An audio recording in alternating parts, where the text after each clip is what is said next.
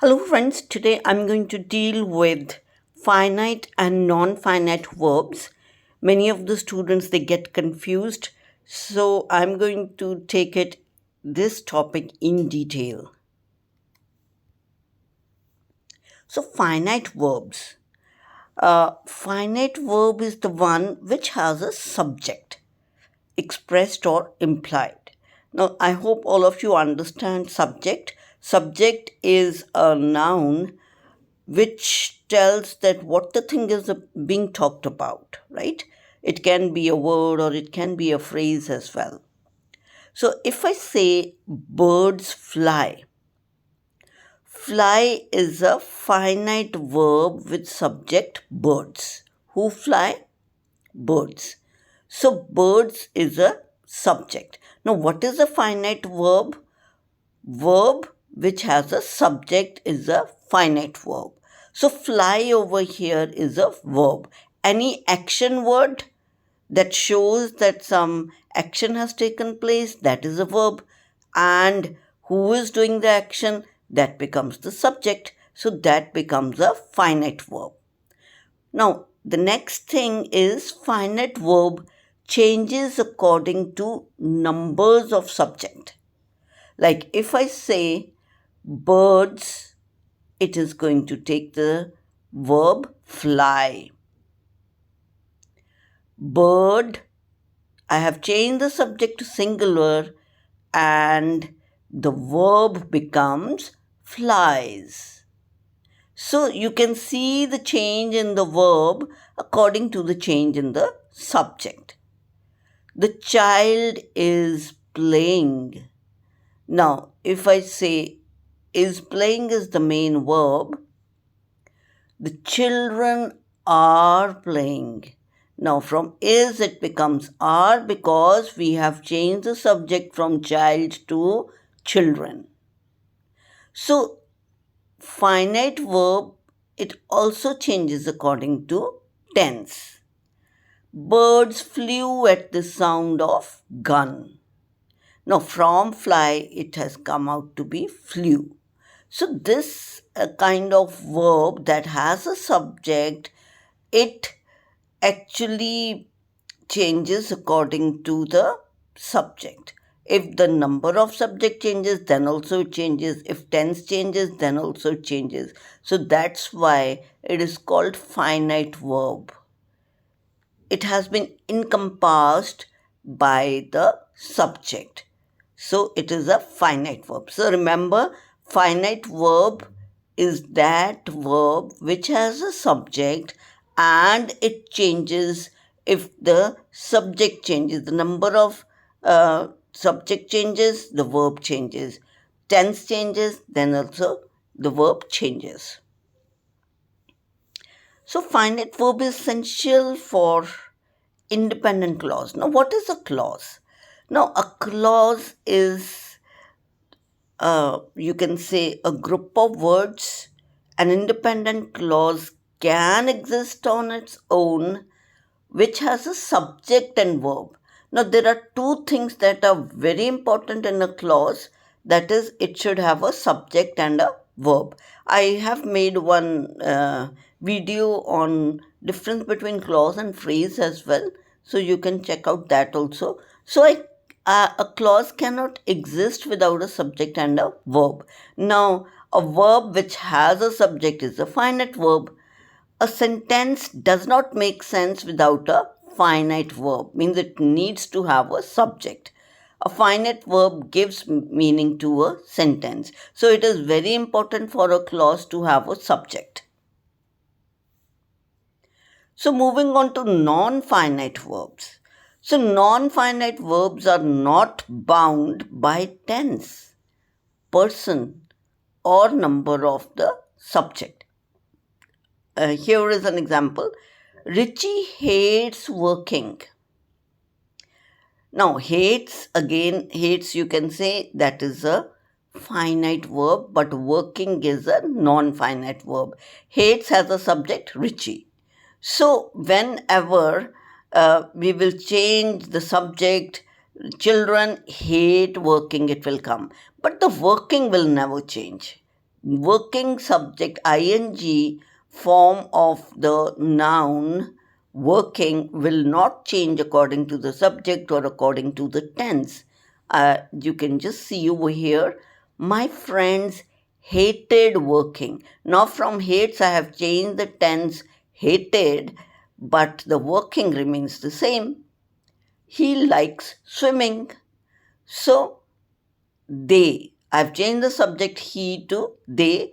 They like swimming. Now, like over here is a finite verb. Finite verb changes, but the non finite verb does not change. They liked swimming. Now, liked over here is the past tense. So I've changed the tense, but the non-finite verb has not changed. So I hope you are able to understand in a sentence there can be a finite verb as well as a non-finite verb. The finite verb will be very close to the subject.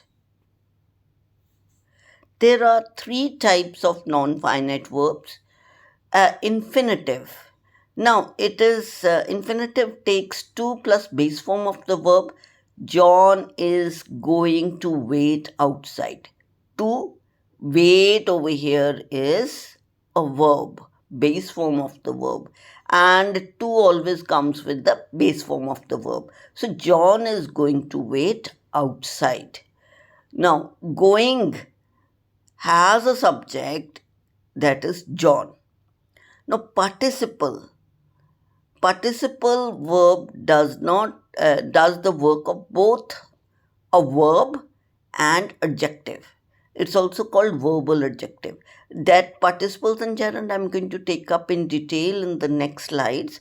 So I'm just talking about that a word ing form of the verb or ed form of the verb that looks like a verb but it acts as an adjective becomes a participle. Look at the burning candles.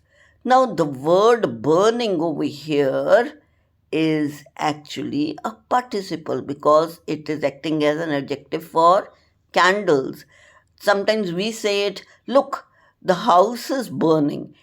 When I say the house is burning, that is actually the main verb. But burning is used as an adjective here, the burning candle. So this comes out as a participle. Gerund. Gerund is again a verb with ing, form of verb acting as noun. Painting is my hobby. Now, painting is acting over here as a noun. What is your hobby? Painting is my hobby. So, painting over here is acting as a noun. That's a gerund. If I say I am painting, that will be a verb. Now, painting is my hobby. That painting over here is acting as a noun. So, that's why it is a gerund. So, non-finite verbs, they do not have a subject to control them. That's why non-finite. Just understand that. They do not have subjects to control them. Now, here is a small exercise. Let's do it. Identify if verbs are finite or non-finite. I had Alfredo pasta for lunch today. So,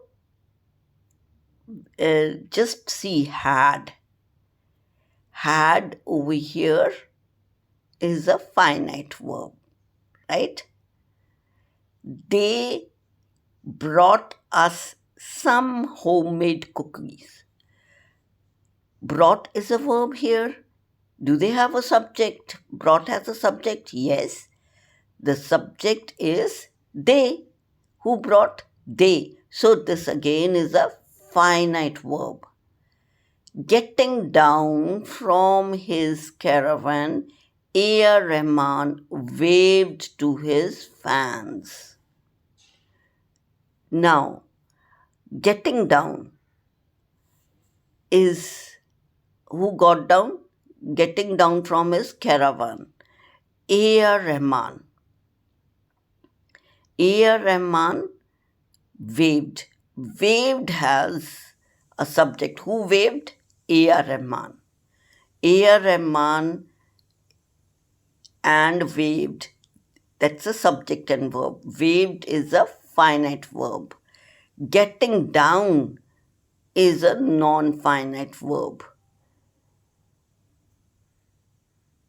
My parents have decided to move to New Zealand by the end of this year. So over here, have decided is the verb. Do we have a subject for that? Yes, we have a subject, my parents. Then the next is the waves kept hitting the rocks at regular intervals. Kept has a verb, that subject, that is the waves. Now hitting. Hitting does not have any finite verb. It is non-finite. I hope you are getting it. Yes. I'm moving on to the next 5. Noori was happy to be there at her best friend's wedding. So, was happy is a verb, right? So, who was happy? We have Noori over here as the subject. So, finite verb was has a subject, Noori. So, to be there. Now, to be does not have a subject here. So, to be is a non-finite verb.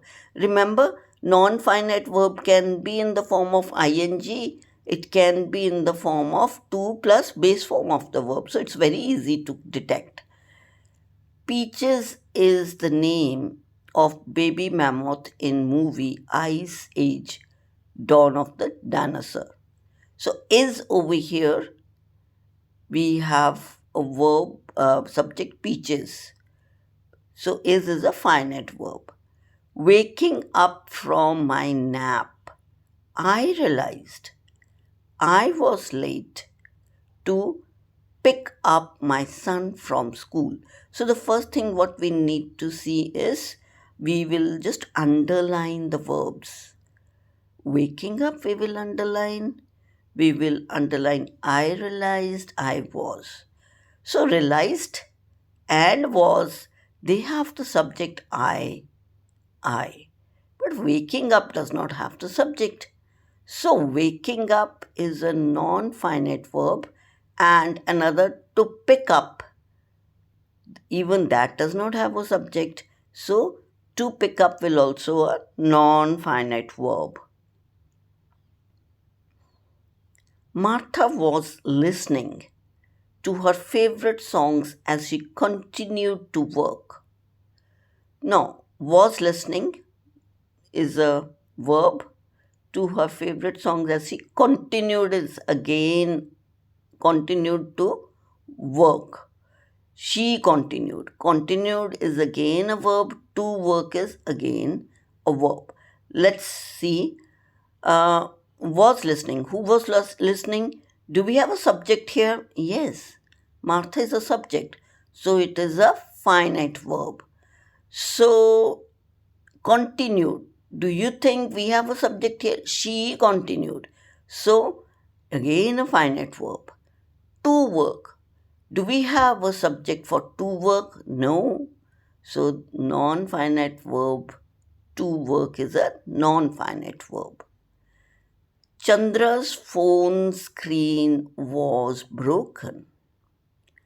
Now, was is a finite verb.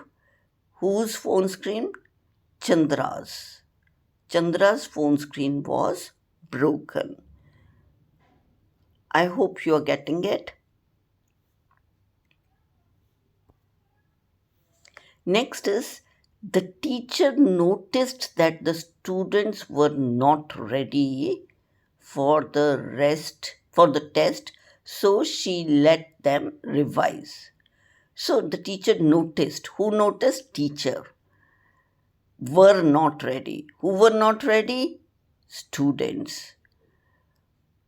So she let over here again is a verb, but she actually is a subject. It has a subject. So finite verbs over here will be noticed, were not, and let.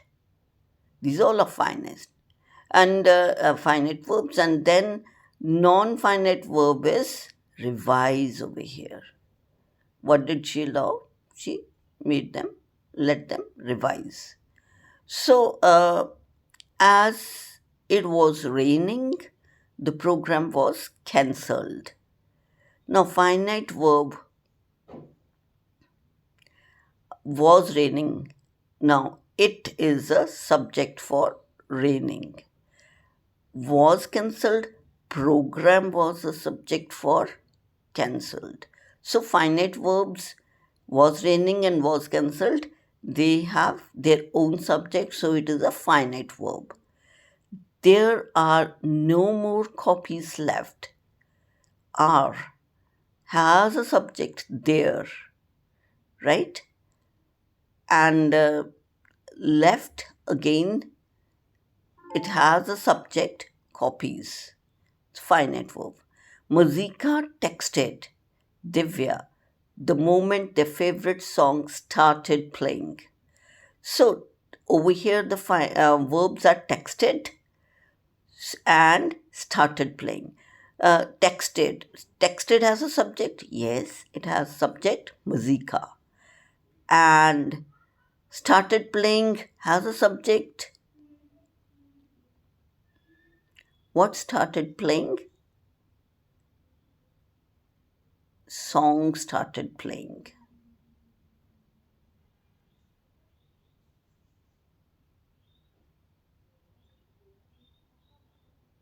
Started has a subject, right? That is, started has a subject, that is song. What started? Song started. But playing does not have a subject here. So playing comes out to be non-finite. The children were playing cricket. Finite verb, who were playing, who were playing? The children. So word playing is a finite verb. I hope you have understood. I have done the exercise in detail.